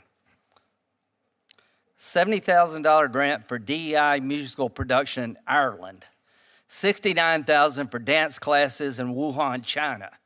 $47,000 grant for transgender opera in Colombia. You screwed it up. You took the goodwill of people over here and you pissed it away because you turned over the keys to the kingdom to a bunch of crazy liberals. I can go on. $2.5 million for electric vehicles in Vietnam. $2 million for Moroccan pottery classes and promotion. $2 million for sex changes and LGBT activism in Guatemala. No more from you. None. The reason this thing is dead and never come back is because what you did. The Democratic Party did. You want me to follow that? As you wish. Yeah. Mr. Secretary, thank you for being here. During your confirmation hearing, you stated preventing crisis is a lot cheaper and a lot better than dealing with the crisis after the fact, which I agree wholeheartedly. In 21, the State Department's budget was roughly $41 billion. Today, of 2025, the budget has almost doubled to $81.67 billion. Is our world safer over the last 4 years than it was when Trump was first in office? Is it safer today than it was? No. Before Trump came back, the last 4 years underneath Biden's administration, the State Department almost doubled in their appropriated funds. Well, I think over those 4 years, did we become a safer nation? Did the world become safer? No, I don't think I think the last 4 years have become more destabilizing. Right. Assign blame where one may want to, but the world is less stable. We have an all-out conflict that at any given moment threatens to spiral into a broader one in the Middle East. We have the Russia-Ukraine war that started in 2022 and has continued to this present day.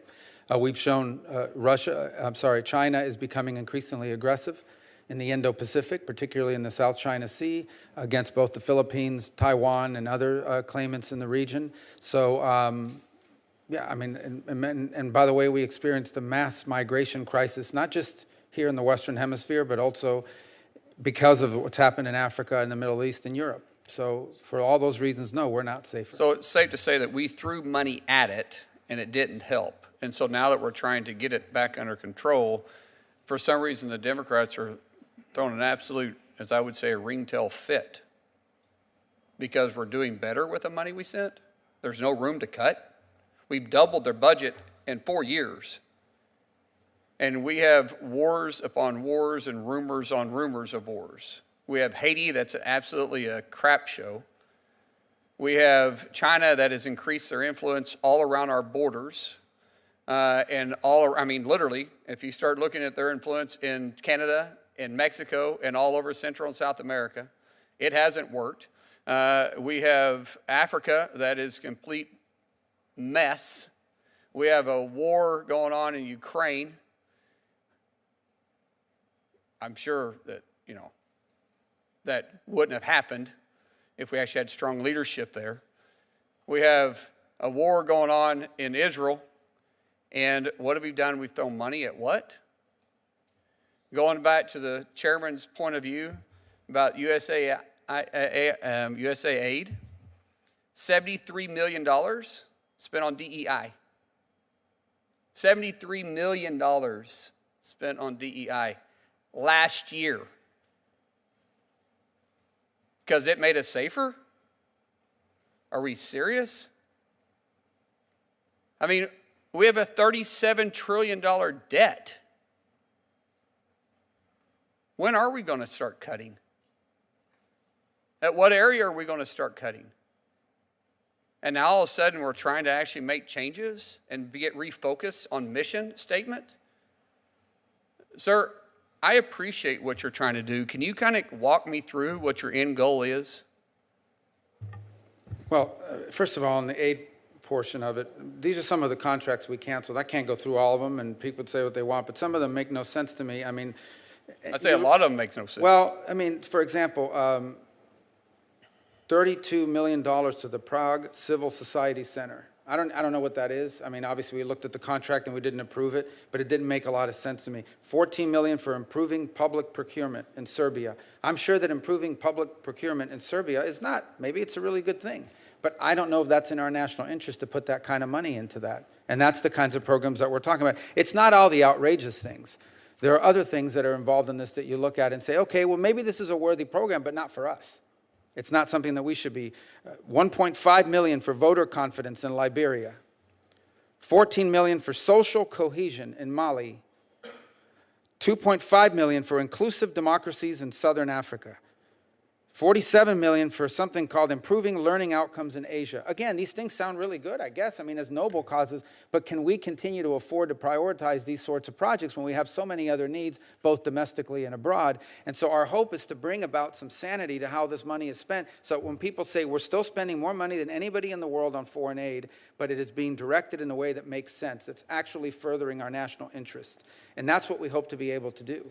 And that's really the end goal here. It's not so much a cutting exercise. There may be savings involved. But the more important thing is that we get better outcomes from it, that we feel like our foreign aid and our giving is aligned with our foreign policy objectives in a specific region, in a specific country. I think you said it best, national security interest, in words that maybe my colleagues from the other side wouldn't like to hear, but America first. Is it in our interest or is it not in our interest? And we're throwing so much wasteful taxpayer dollars out the door that even the taxpayers want accountability, in which they should. And that is what this administration is bringing, and that's what you're bringing. Now, actually, I don't know if my time's almost up or not, because everybody's been going way over. It is. No, everybody else has been going way over. And Yeah. so I just want to say, what's the difference between a visa and LPR? An LPR is someone who's admitted into the country. Legal permanent residence? Right. And a legal visa permanent is resident. what? A visa is a guest. A guest, right. They're treated a little bit different underneath. Well, they're actually treated different from the very beginning, because Right. we deny visas every day all over the world for all kinds of reasons. But I guess there's this attitude that once you get a visa, now you've been enshrined with some sort of privilege that is unrevocable. And the truth of the matter is, we should be able to, we will continue to, if you were going to do things that if we knew you were going to do it, we wouldn't let you into this country. If you do it once you're here, we're going to take away the visa. You're a guest, that's right. One thing I want to add is I have a special interest in Haiti. My family and our companies, prior to me getting into Congress and after coming into Congress, have invested a lot into missions throughout Haiti. and it's becoming a failed state. I would really like to work with your office in seeing how we can assist through individuals that we have contacts with ways that we might be able to assist on going forward and putting hopefully the right people in place. I've literally spent years dealing with Haiti, and I hate to say it's a failed state, but it will be, and who's going to backfill that is going to be China. And so we'd really like to work with you moving forward on that, sir. Yeah, absolutely. Thank you. And I agree, Senator Mullen. We don't talk enough about Haiti. It's in our backyard, and it's not becoming a failed state. It is a failed state. Senator Durbin. Thank you, Senator Graham. Let me personally thank you for your leadership on this subcommittee. We may disagree on some things and some projects, but I believe you've been honest in working with us in the past, and I look forward to that continuing. Mr. Secretary, it's good to see you. 99-0. That's a pretty good score coming out of the Senate. I'd like to ask you about Gaza, if I can. They anticipate a famine is underway in Gaza. In the next few days, they anticipate 14,000 infants and children will die. Israel has decided to change its policy to release baby food into Gaza. I just have to ask you, as you must see the same pictures I do, you can't escape them, of these kids with pencil-thin arms, with ribs you can count, spindly legs, wide eyes, who are just on the cusp of death because of the policy of Israel in dealing with Hamas. Now, let me make it clear for the record. I support Israel. I believe what happened October 7th was an act of terrorism, unforgivable act of terrorism, and they have a right to defend themselves, period. Number two, I believe Hamas is a terrorist organization. I do not believe that every Palestinian in Gaza territory is a member of Hamas or sympathetic with that band of terrorists, but many of them are. So today, 3 countries, France, United Kingdom, and Canada, made a statement which I'd like to summarize. You probably know this already. They said the resumption of aid into Gaza by Israel wholly inadequate. The United Kingdom paused free trade talks with Israel and sanctioned Israeli settlers. And then this statement, joint message by these 3 countries, allies of the United States. If Israel does not cease the renewed military offensive and lift its restrictions on humanitarian aid, we will take further concrete action in response. Mr. Secretary, are we on the wrong side of history in watching this unfold and not responding as these 3 countries have? Well, we're not prepared to respond the way these 3 countries have, but we are prepared to say, as we have, and I think the Israelis in their statements today acknowledged, have engaged with our Israeli partners over the weekend and the last few days about the need to resume humanitarian aid. We anticipate that those flows will increase over the next few days and weeks. It's important that that be achieved. I actually had an opportunity when I was in Rome on Sunday or Saturday to see Cindy McCain, as you know, is involved with the World Food Program, discuss their distribution systems. She outlined for me exactly how they would distribute food and how the program would work if it were to be restarted. So suffice it to say that we support 100% the fact that there can be no future in Gaza for the people of Gaza as long as Hamas is around. And by the way, in your comments that you made, I know many of you have noticed, there's been a growing number of anti-Hamas protests and demonstrations as well. So there are people there that understand that this is the root cause of it. That said, you have this acute, immediate challenge of food and aid not reaching people, and you have existing distribution systems that could get them there. So we have, and continue to work, even though I've been here in hearings all week, all day, but continued to work with our Israeli partners and as I think they've acknowledged in the statement today that they've heard from us, to allow more aid in, because I believe they can achieve their objective of defeating Hamas while still allowing aid to enter in sufficient quantities. I agree with you. I think what you just said should be our policy. But I don't think we should use these people, these Palestinians, particularly these children, as just a casualty of war. This is a designed attack by Israel into Gaza. This is a designed decision by Israel not to provide humanitarian aid, food, medicine, water. And we provide quite a bit of money to Israel for its own defense and for other purposes. Shouldn't we be more forthcoming to speak about this humanitarian crisis? Yeah, I think there's two things that Israel has expressed, and I don't want to speak for them because they speak for often on this topic. The first is their complaints that humanitarian aid is often stolen and siphoned off by Hamas elements. Well, it has. There's no doubt that there has happened. That said, the question is whether it has to be. The question is there a way to reliably reach as many people as possible and prevent the humanitarian crisis you're describing, while not enriching Hamas or providing Hamas relief.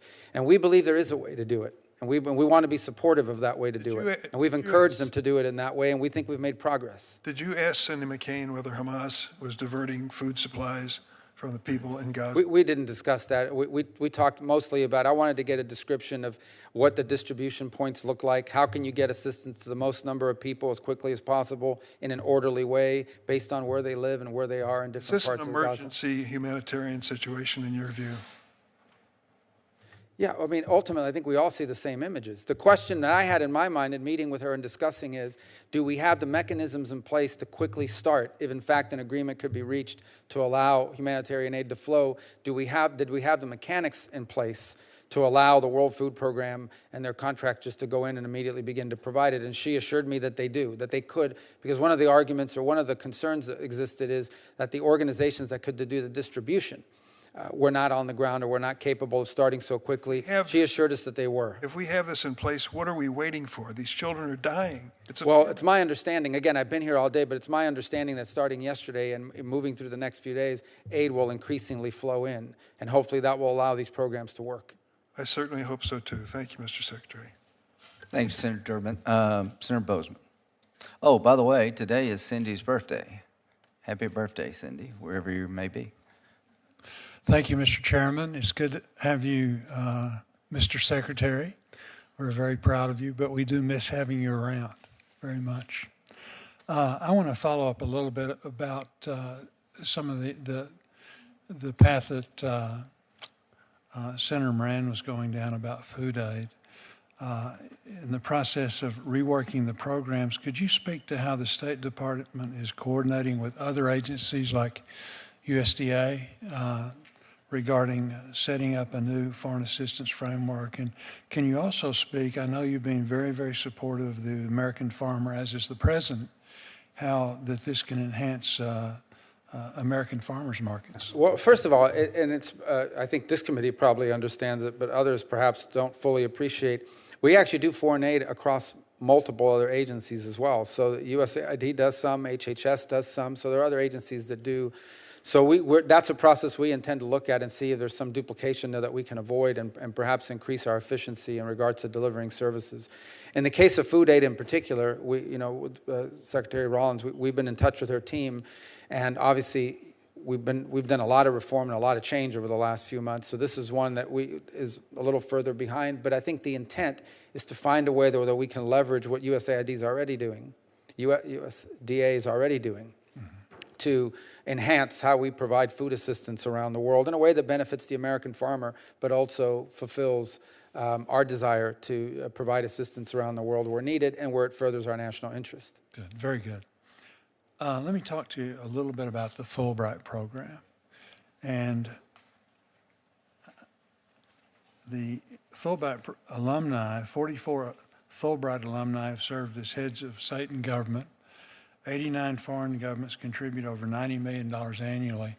I know in my travels, and you're traveling so extensively now and have been for many, many years, it seems like every time that you're in a foreign country and you're visiting with the cabinet members, half of them are Fulbright scholars, and they're very, very proud of it.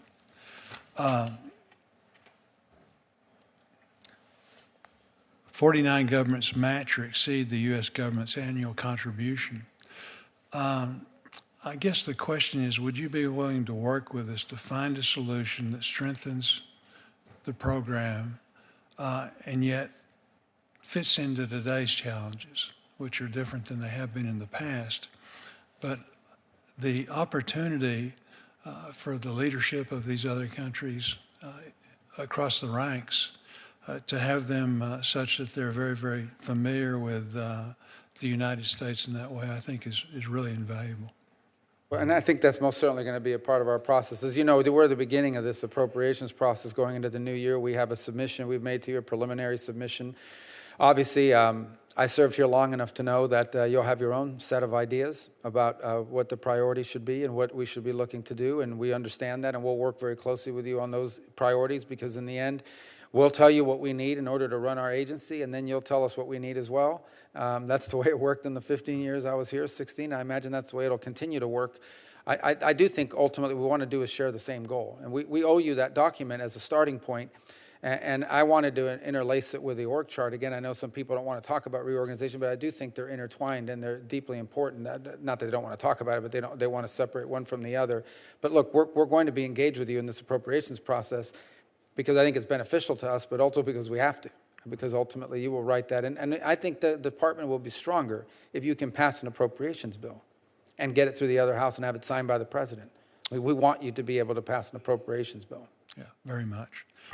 One of the things in traveling, you're there, you get the in-country team briefing and stuff, and you just wonder, what the State Department's doing to further U.S. economic interest, including advocating for U.S. businesses abroad. Can you tell us kind of what your ideas are in that regard? Well, it's a mission that we have in this reorganization. The economics team will really focus on it, but it is a mission we have to try to connect American companies to business opportunities abroad. And in many of the countries around the world that you go to, particularly those that are developing, maybe not underdeveloped, but developing countries, they seek American expertise. Where we have seen barriers to entry in some countries are manifest in one of two ways. The first is, frankly, there are a lot of countries that are open to American investment, but they don't have strong rule of law. By that I mean, you can sign a contract with them, but if a month later someone else's cousin gets elected judge or mayor, someone will come knocking on your door and saying, this business no longer belongs to you, it belongs to us. So there's that sense. In some cases, it's security. They just feel that there's not enough security in the country for them to make long-term investments. And in other cases, frankly, there are things, we have competitors that bribe foreign officials. We lose business opportunities because someone shows up with a bag of cash, and that's unlawful and illegal for an American business to do. That said, we are constantly looking for opportunities where American expertise can provide resources. One of the areas you're seeing a lot of that now is in the mining of rare earth minerals, where multiple countries are lining up to invite American companies to come in and do that sort of mining in an ecologically responsible way, not in a destructive way to their natural environment. We think that's a huge opportunity as well for the U.S. And again, we want that going back, as it's a broken record, but these are the kinds of opportunities that are driven from the local level up. When you get these cables saying the local government or local economy is looking for greater U.S. investment in this sector, it allows us to partner with companies here that are looking for expansion abroad and hopefully create those opportunities for them. Very good. Thank you, Mr. Secretary. Thank you. Thank you, Senator Sheen. Thank you, Mr. Chairman. Before I ask my questions, I want to go back to your characterization of USAID and the Democrats' responsibility for what happened with that program.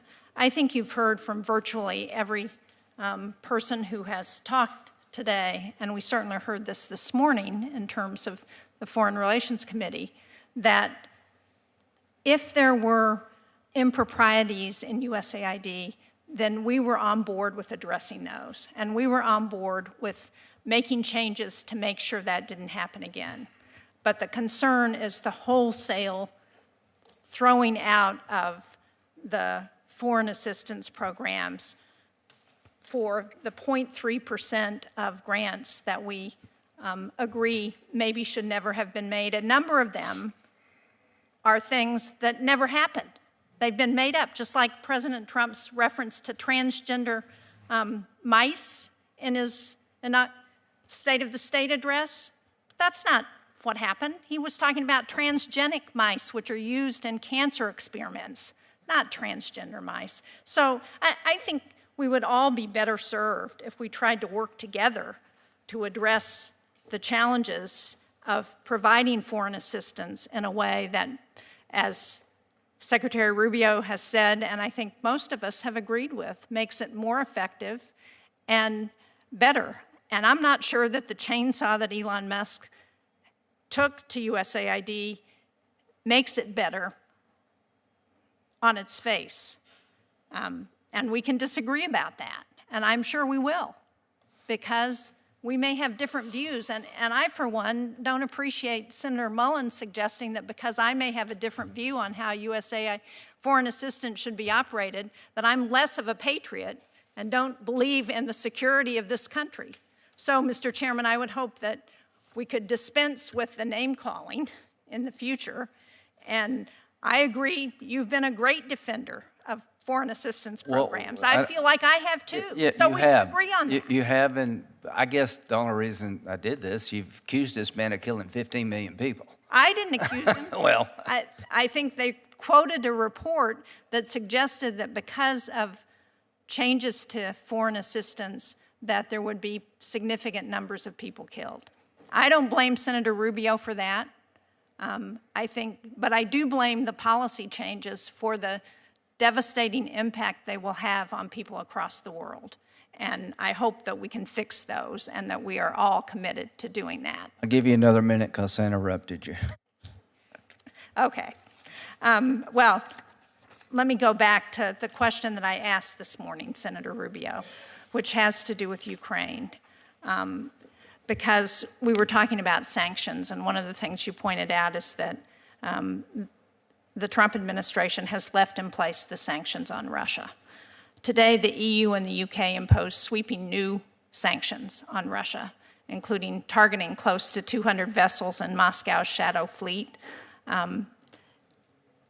But we haven't seen our sanctions change to address the changes that Moscow has been able to make in response to the sanctions regime that we've put on. So the question is, and I asked you this morning, Senator Graham and Blumenthal have a bill that has 80 Senate sponsors on it that would put in place secondary sanctions on Russia because of its continued failure to come to the negotiating table to really look at how to end the war in Ukraine. Is this legislation that you or the Trump administration or the White House would support? Well, it's legislation we're most certainly aware of. I am not today in a position to tell you we're going to endorse it or support it at this time, and I'll explain why.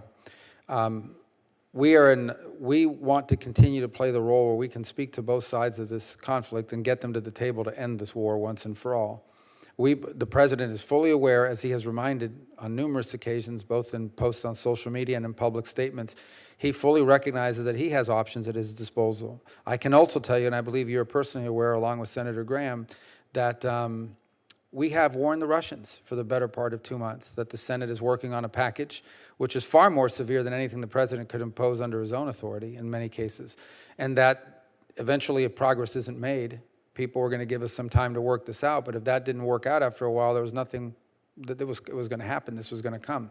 So we're aware of that. Suffice it to say that we are still hopeful, although at the same time realistic, but hopeful with our eyes wide open, that we can reach a point here where we can begin even the process of negotiating this. We've spent a lot of time on this. We've met with both sides, far more with the Ukrainians than with the Russians. We've had 2 technical talks with the Russians in the past, 1 high-level engagement. The president's spoken to President Putin 3 times. We've spoken to the Ukrainians far more. So what we're expecting now, based on the president's phone conversation yesterday and my conversations over the weekend with Mr. Lavrov, is that at some point here fairly soon, maybe in a number of days, maybe this week hopefully, the Russian side is going to present terms that they would want to see, just broad terms that would allow us to move towards a ceasefire. And that ceasefire would then allow us to enter into detailed negotiations to bring about an end to the conflict. We are hoping that will happen. We believe that the term sheet that the Russians produce will tell us a lot about their true intentions. If it's a term sheet that's realistic and you can work off of it, that's one thing. If it makes demands that we know are unrealistic, I think that will be indicative. And what the president will decide to do at that point, I can't speak for him at this moment. I'm not prepared to say. But I think we all know he is aware of both his authorities to sanction, and he is well aware of the fact that this bill is moving in the Senate. And it's one of the reasons why I asked Senator Graham to join me in Turkey when we engaged the night you arrived with our Ukrainian partners as well. I appreciate that. I appreciate the fact that you have talked more to the Ukrainians. And yet, this morning when we talked about continued assistance to Ukraine, you said that nothing had been done to cut that assistance. But you have cut energy assistance that's necessary for repairing their grid, electric grid after missile attacks and keeping electricity flowing. I've visited some of those electric grids, so I know how critical they are. You've cut assistance to help Ukrainians document, verify, and report on war crimes to allow them to one day hold perpetrators accountable. Again, I've had the opportunity to meet with some of those folks who were in the process of documenting the atrocities that have occurred. You've cut cost-free cooperation with international bodies that are tracking kidnapped Ukrainian children. You've cut assistance to strengthen security sector oversight, which is helpful to us as we make sure that the Ukrainians are spending funds that we have provided them appropriately. So in my mind, that doesn't mean that this administration has continued assistance to Ukraine. It means that you've cut assistance to Ukraine in many areas, the ones I just outlined. And so, again, if we're going to see a dynamic change in these negotiations and to get legitimate peace negotiations going on, then we've got to put more pressure on Russia. And so far, the administration has not been willing to do that. Well, I don't agree we haven't put pressure on Russia as we continue to insist upon them coming to the table. For example, they agreed, albeit less than ideal, direct talks for the first time in 3 years occurred this weekend in Turkey. For the first time in multiple years, since at least 2022, the Russians have agreed to produce documentation. Now, it may not lead to anything, and at some point we may wind up right at the point you're pointing to. The president's just not prepared to close the door on that yet because he still hopes to achieve peace. Let me just clarify. My understanding is that President Trump offered to go to Turkey to meet with President Zelensky and with Vladimir Putin. President Zelensky went. Vladimir Putin refused to go and basically dissed the president's willingness to go to meet with them in person. I think the president... That was certainly what was reported. Yeah, but I was on that trip. I think the president expressed, yes, so there's going to be a meeting between Zelensky and Putin. I'm more than willing to go, but there wasn't going to be one. Putin never agreed to a meeting with Zelensky. Right, so the president was willing to go, but Vladimir Putin wasn't. If that in my mind means that Putin, while the president may be willing to negotiate and may be willing to sit at the table, Vladimir Putin is not, because it's in his interest. He believes it's in Russia's interest to carry this war out as long as possible because he thinks that Russia benefits from that. Well, until we change the dynamic, that's what he's going to continue to do. Well, again, that may very well be what he believes. At some point, time will, and his actions will tell. But I think the president wants to exhaust every opportunity to bring about a peaceful negotiation here, an end to this conflict as soon as possible.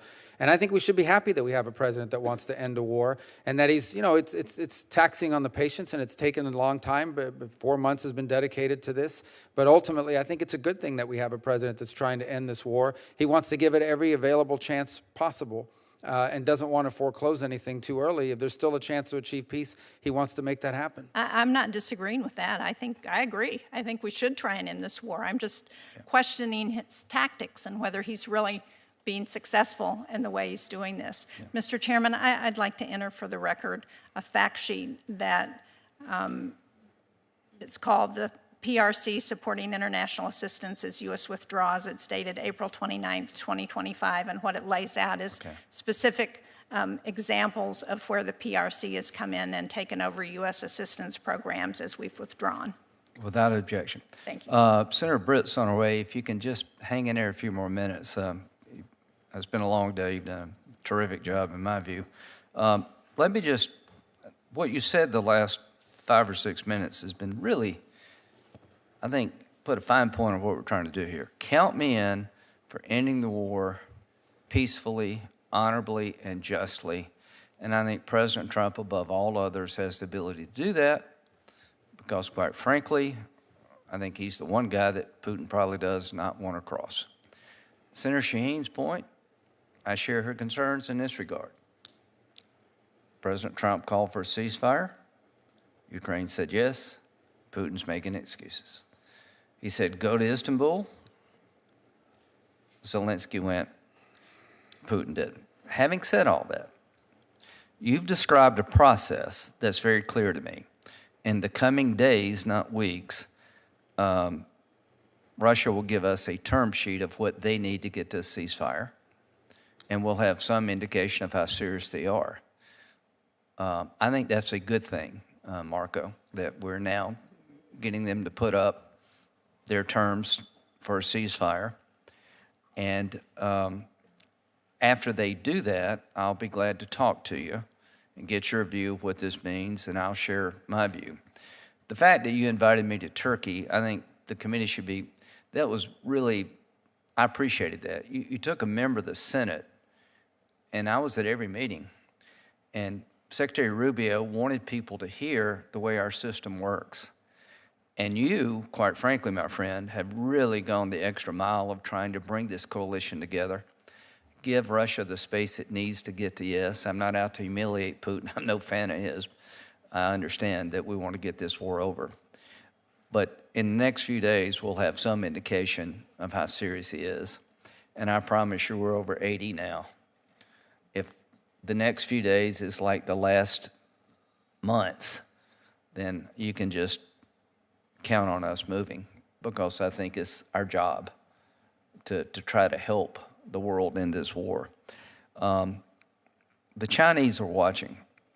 This is a dress rehearsal for Taiwan. How this ends, I think, will determine greatly what happens to the future of Taiwan. And I want this war to end in a way that Xi thinks, well, that didn't work out too well for Putin. Again, I'm not out to humiliate Russia, but I am out to make sure the war ends in a way not to start new wars. Afghanistan was a disaster. If we do not get this right in Ukraine and the world perceives that Putin got away with it, that will be even worse. That will be worse than Afghanistan. So I have every confidence we're not going to let that happen.